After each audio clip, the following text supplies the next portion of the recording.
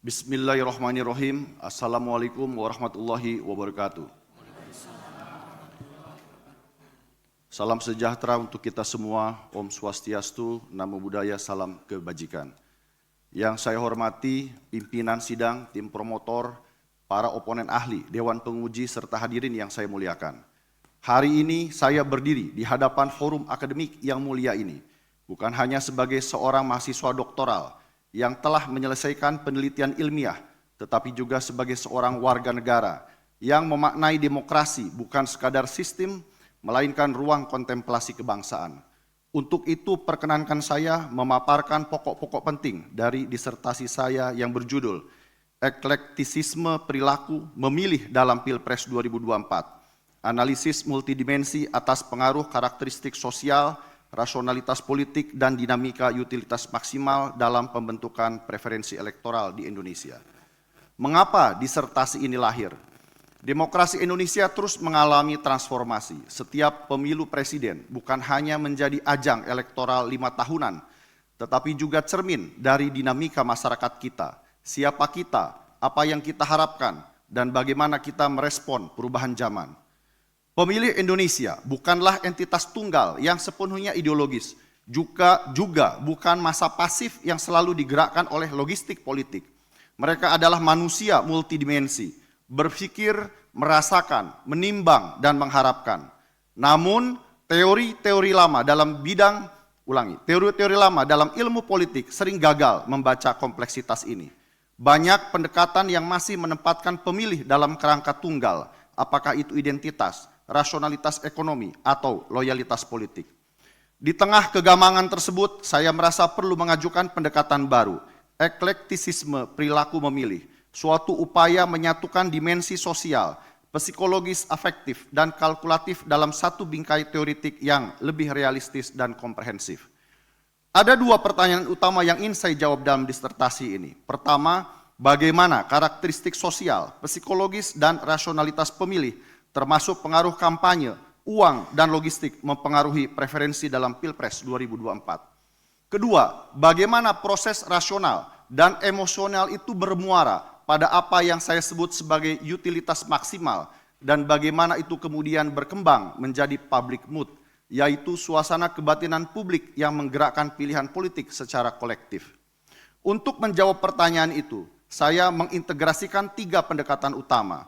Pertama, Columbia School atau sosiologis yang melihat peran struktur sosial dan kelompok. Kedua, Michigan Model atau psikososial yang menekankan afiliasi partai dan persepsi pribadi. Ketiga, Rational Choice Theory atau pilihan rasional yang menganggap pemilih sebagai aktor kalkulatif. Saya tidak berhenti di sana. Saya perluas dengan konsep bounded rationality dari Herbert Simon, bahwa pemilih tidak selalu rasional penuh, tapi membatasi logika dalam ruang kognisi yang terbatas. Saya juga mengacu pada teori afeksi politik, Marcus dan kawan-kawan, yang melihat bahwa emosi bukan gangguan bagi politik, tapi justru bagian penting dari bagaimana warga mengambil sikap. Dari sintesis itulah, saya memperkenalkan konsep public mood, yaitu ekspresi emosional kolektif masyarakat, yang lahir dari persepsi utilitas maksimal, dan disebarkan melalui simbol, media, dan pengalaman sosial bersama. Dari landasan teori itu, saya menganalisanya dengan menggunakan pendekatan campuran, kuantitatif dan kualitatif. Data kuantitatif diperoleh melalui survei nasional opini publik di 34 provinsi dengan teknik multi-stage random sampling terhadap 1.200 responden. Sedangkan analisis menggunakan model pilihan diskrit, multinomial logit, untuk mengukur probabilitas pemilih dalam memilih salah satu dari 3 pasangan capres-cawapres. Selanjutnya, data kualitatif diperoleh melalui wawancara mendalam dengan pemilih dari berbagai latar untuk menggali makna subjektif tentang harapan, simbol, dan persepsi terhadap kandidat. Hadirin yang saya hormati, izinkan saya menyampaikan secara lebih rinci temuan-temuan utama dari disertasi ini yang sekaligus menjawab pertanyaan penelitian saya. Temuan pertama, perilaku memilih di Pilpres 2024 bersifat eklektik dan bersilang antar dimensi. Melalui analisis model pilihan diskrit, multinomial logit, saya menemukan bahwa pemilih tidak hanya digerakkan oleh satu faktor dominan, melainkan oleh interaksi antara. Pertama, persepsi ekonomi nasional, baik egosentris yaitu keadaan ekonomi pribadi maupun sosiotropis keadaan ekonomi nasional. Kedua, afiliasi identitas sosial seperti agama, etnis, dan wilayah. Ketiga, karakter personal kandidat seperti kesederhanaan, keramahan, atau kedekatan emosional. Keempat, paparan media sosial dan kampanye digital, terutama narasi yang bersifat emosional atau viral. Serta kelima, insentif material seperti bantuan sosial, logistik kampanye, dan interaksi langsung dengan tim sukses. Contoh konkret, pemilih di segmen menengah bawah lebih terpengaruh oleh paparan visual dan simbol emosional dibandingkan oleh narasi teknokratis programatik. Tapi dalam kelompok terdidik urban, kombinasi integritas dan gaya komunikasi personal menjadi prediktor yang kuat.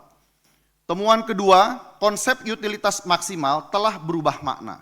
Dalam teori klasik, utilitas adalah soal keuntungan rasional. Siapa yang memberi insentif lebih besar, siapa yang menawarkan kebijakan lebih logis.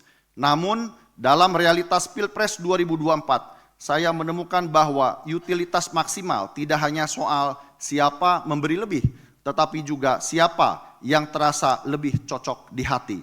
Faktor-faktor seperti gaya bicara yang ringan, kepribadian yang mudah didekati, dan simbol yang sederhana namun mengena. Semua itu membentuk persepsi bahwa kandidat tersebut mampu memenuhi harapan dan memberi rasa aman secara emosional. Contoh populer adalah istilah gemoy yang disematkan pada salah satu kandidat. Dalam konteks teori politik lama, istilah ini tidak punya arti elektoral. Namun dalam realitas kampanye, gemoy menjadi simbol kedekatan, kehangatan, dan keterhubungan. Ia membentuk identifikasi emosional kolektif. Temuan ketiga, utilitas maksimal yang tersebar secara sosial menghasilkan public mood atau suasana batin kolektif masyarakat. Public mood adalah afeksi politik yang bukan hanya dirasakan pribadi, tapi dibagikan bersama. Ketika cukup banyak orang percaya bahwa satu figur bisa mewakili harapan, memberi rasa nyaman, dan tidak berjarak, maka terbentuklah suasana umum yang bersifat memobilisasi.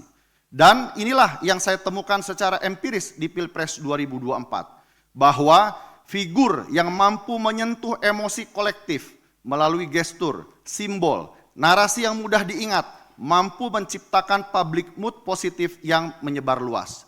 Bahkan di luar basis ideologis atau rasionalitas ekonomi. Dalam konteks ini, public mood menjadi kekuatan politik yang melebihi persuasi logika. Ia adalah gelombang emosional bersama yang bisa menggerakkan silent majority, memecah loyalitas lama, dan bahkan melewati sekat identitas politik. Dalam Pilpres 2024, kemenangan tidak hanya ditentukan oleh siapa yang lebih pintar menyusun program, tetapi siapa yang lebih mampu membangun resonansi emosional dan memperkuat public mood yang positif. Dan disitulah letak perubahan besar dalam perilaku memilih kita. Dari sekedar memilih siapa yang menjanjikan lebih, menjadi siapa yang membuat kami merasa lebih dimengerti. Implikasi dari temuan ini, pertama, strategi kampanye ke depan harus disusun secara multidimensi, tidak cukup rasional, harus juga afektif dan simbolik. Rakyat ingin merasakan, bukan hanya membaca.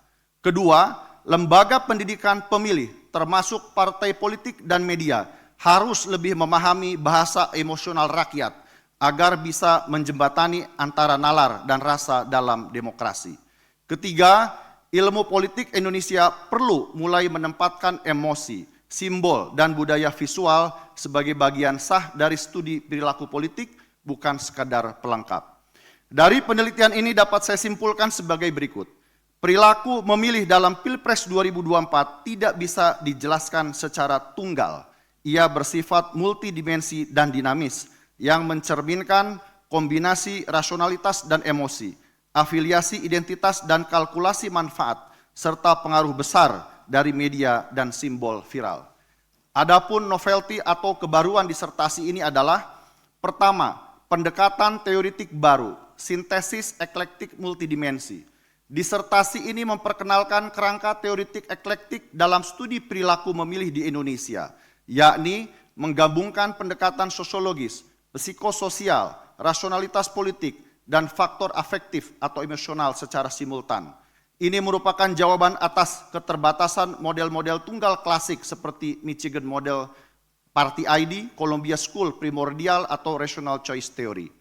Novelty-nya terletak pada sintesis teori klasik dan kontemporer dalam satu kerangka integratif yang lebih realistis, khususnya dalam konteks demokrasi Indonesia yang plural dan dinamis. Kedua, inovasi metodologi, penerapan model pilihan diskrit, multinomial logit. Disertasi ini menggunakan model statistik pilihan diskrit, multinomial logit model, yang jarang digunakan dalam studi politik Indonesia. Model ini memungkinkan analisis simultan terhadap preferensi pemilih terhadap 3 kandidat utama dan mengukur probabilitas pilihan berdasarkan kombinasi variabel demografis, media, persepsi ekonomi, dan logistik politik. Novelty-nya adalah mengadopsi metode kuantitatif lanjutan yang biasa dipakai dalam studi ekonomi atau perilaku konsumen, lalu mengadaptasikannya secara relevan ke ilmu politik Indonesia. Ketiga, konsep utilitas maksimal dan public mood sebagai penjelas preferensi kolektif. Disertasi ini mengusulkan dan mengembangkan 2 konsep penting.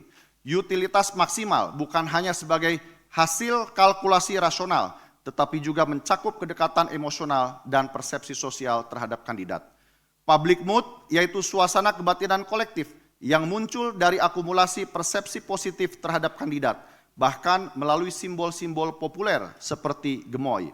Novelty-nya adalah penggabungan antara konsep ekonomi politik dengan teori afeksi dan psikologi massa sebagai penjelas utama kemenangan kandidat dalam era post-truth politics. Keempat, kajian empiris kontekstual terhadap Pilpres 2024. Berbeda dari banyak studi sebelumnya yang fokus pada Pilpres 2004-2019. Disertasi ini memberikan kajian empiris terkini tentang Pilpres 2024 dengan data primer dari survei nasional dan wawancara mendalam. Novelty-nya adalah menjadi salah satu disertasi awal yang mengkaji perilaku memilih secara komprehensif di Pilpres 2024, termasuk pengaruh variabel baru seperti viralitas, logistik kampanye, dan identitas digital. Akhir kata, saya berharap disertasi ini dapat memperkaya literatur ilmu politik Indonesia dan memberi kontribusi praktis dalam merancang demokrasi yang lebih inklusif, matang, dan kontekstual. Disertasi ini tidak saya susun untuk menggurui.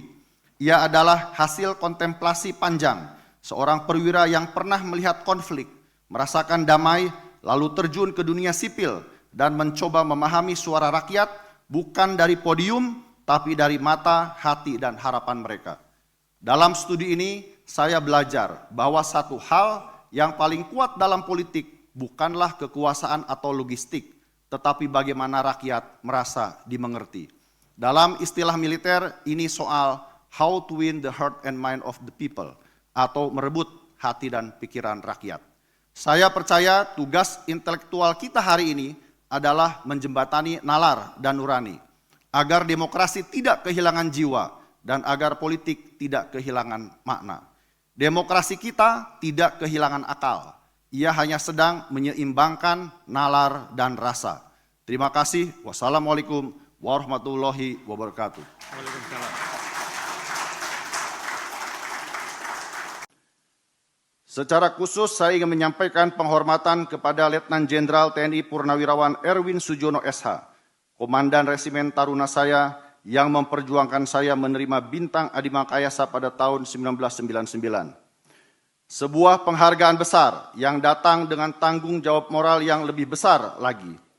Saya sempat merenung, andai saat itu saya memahami penuh konsekuensinya dan ada keistimewaan untuk bisa memilih, mungkin saya akan memilih lebih bijak. Saya teringat pengalaman di Fort Leavenworth tahun 2015 yang menguji sikap dan pilihan itu. Saya dinominasikan untuk menjadi lulusan terbaik, meraih penghargaan Dwight D. Eisenhower. Semua syarat terpenuhi, tapi saat itu saya menyadari hidup ini bukan perlombaan dan bukan tentang nama kita tertulis di dinding kemegahan Hall of Fame. Saya memilih untuk tidak mengejar predikat, tapi mendalami makna. Dari Laksamana Madya TNI Purnawirawan Didik Heru Purnomo saya belajar, jadilah kuda perang yang tahu kapan maju, kapan diam, dan kapan mundur. Bukan kuda pacuan yang terjebak ambisi, bukan pula kuda ketangkasan yang melompat tanpa nurani. Saya makin yakin, bukan kompetisi yang saya kejar, tapi kolaborasi. Saya terinspirasi oleh kutipan Erika Cook yang pernah disampaikan kawan saya Bung Ismail Julkarnain. I'm not interested in competing with anyone. I hope we all make it. Kalau Mas Ahaye mengatakan, mengutip dari pepatah Afrika, if you want to go fast, go alone. If you want to go far, go together. Semangat itulah yang menyatukan saya dengan Mas Ahaye 27 tahun lalu. Kami tinggalkan sentimen lifting dan membangun joint forces, kolaborasi untuk TNI dan Indonesia.